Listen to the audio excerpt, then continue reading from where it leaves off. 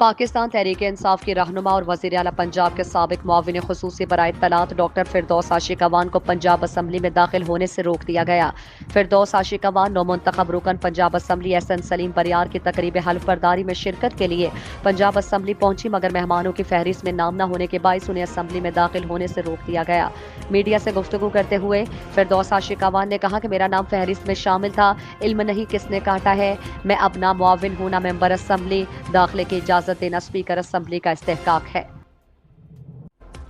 پاکستان تحریک انصاف کی رہنما اور وزیر اعلیٰ پنجاب کے سابق معاون خصوصی برائے اطلاعات ڈاکٹر فردوس عاشق اعوان کو پنجاب اسمبلی میں داخل ہونے سے روک دیا گیا۔ فردوس عاشق اعوان نومنتخب رکن پنجاب اسمبلی ایس این سلیم بریار کی تقریب حلف برداری میں شرکت کے لیے پنجاب اسمبلی پہنچی، مگر مہمانوں کی فہرست میں نام نہ ہونے کے باعث انہیں اسمبلی میں داخل ہونے سے روک دیا گیا۔ میڈیا سے گفتگو کرتے ہوئے فردوس عاشق اعوان نے کہا کہ میرا نام فہرست میں شامل تھا، علم نہیں کس نے کاٹا ہے، میں اب نہ معاون ہوں نہ ممبر اسمبلی، داخلے کی اجازت دینا اسپیکر اسمبلی کا استحقاق ہے۔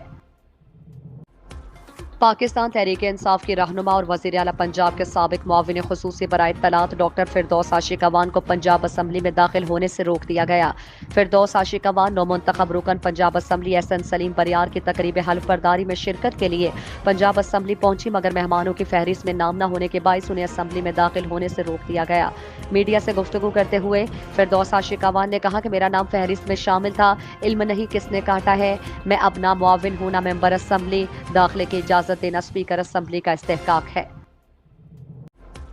پاکستان تحریک انصاف کی رہنما اور وزیر اعلیٰ پنجاب کے سابق معاون خصوصی برائے اطلاعات ڈاکٹر فردوس عاشق اعوان کو پنجاب اسمبلی میں داخل ہونے سے روک دیا گیا۔ فردوس عاشق اعوان نومنتخب رکن پنجاب اسمبلی ایس این سلیم بریار کی تقریب حلف برداری میں شرکت کے لیے پنجاب اسمبلی پہنچی، مگر مہمانوں کی فہرست میں نام نہ ہونے کے باعث انہیں اسمبلی میں داخل ہونے سے روک دیا گیا۔ میڈیا سے گفتگو کرتے ہوئے فردوس عاشق اعوان نے کہا کہ میرا نام فہرست میں شامل تھا، علم نہیں کس نے کاٹا ہے، میں اب نہ معاون ہوں نہ ممبر اسمبلی، داخلے کی اجازت دینا اسپیکر اسمبلی کا استحقاق ہے۔